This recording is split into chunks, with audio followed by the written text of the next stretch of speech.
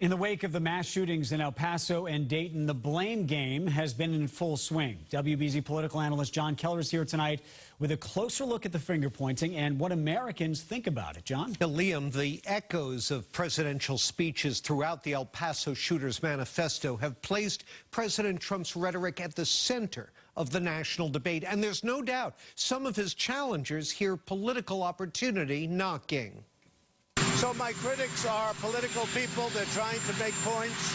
In many cases, they're running for president. No part of me right now is thinking about politics, is thinking about any campaign or election. Maybe so, but for O'Rourke, the president, and everyone else involved in the 2020 campaign, the aftermath of America's bloody weekend is fraught with political significance. And the first major poll since the mass murders shows why.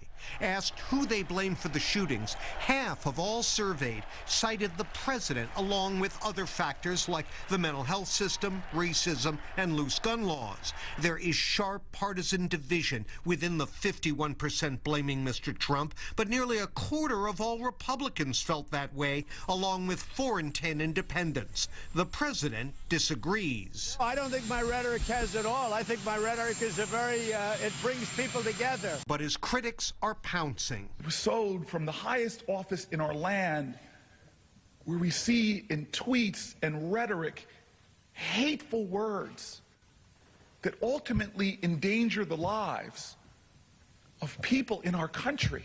Is both clear language and in code. This president has fanned the flames of white supremacy in this nation. And Mr. Trump's pushback suggests he's well aware of the potential political peril at hand. If you look at Dayton, that was a person that supported, I guess you would say, Bernie Sanders, I understood. Antifa, I understood. Elizabeth Warren, I understood. Had nothing to do with President Trump.